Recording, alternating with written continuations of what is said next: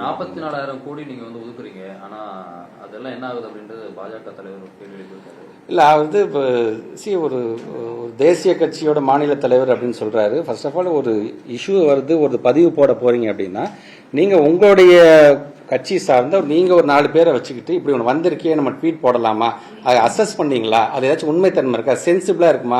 ஏன்னா நான் தேசிய கட்சியோட மாநில தலைவர், நான் ட்வீட் போட்டேன்னா அது ஒட்டுமொத்தமா பார்ப்பாங்க.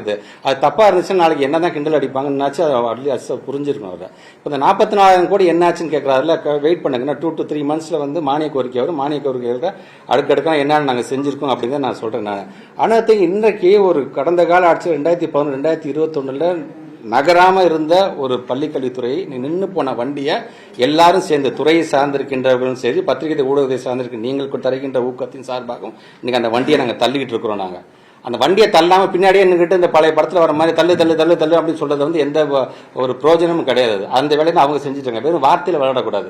உள்ள அப்படியே ஃபீல்ட்ல இறங்கி யார் வேலை பார்க்குறாங்க, எவ்வளவு கஷ்டப்படுறாங்க, இன்னைக்கு இவ்வளவு ரிப்போர்ட் நாங்கள் கொடுத்துருக்கோம் அப்படின்னா எதனால் அப்படி வருது? சமகர சிக்ஷால சொல்ல 20 அப்ஜெக்டிவ்ஸ் 18 அப்ஜெக்டிவ்ஸ் நம்ம ஏன் நம்பர் 1ல இருக்கிறோம்? நம்ம இதுக்கு அப்ப இந்த 3 வருஷத்துக்கு அவங்க என்னென்ன செஞ்சிருக்காங்கன்னு அசஸ் பண்ணிட்டு அதுக்கப்புறம் எந்த ட்வீட்டா இருந்தாலும் போட சொல்லுங்க. செய்திகளை உடனுக்குடன் தெரிந்து கொள்ள உடனே சப்ஸ்கிரைப் பண்ணுங்க.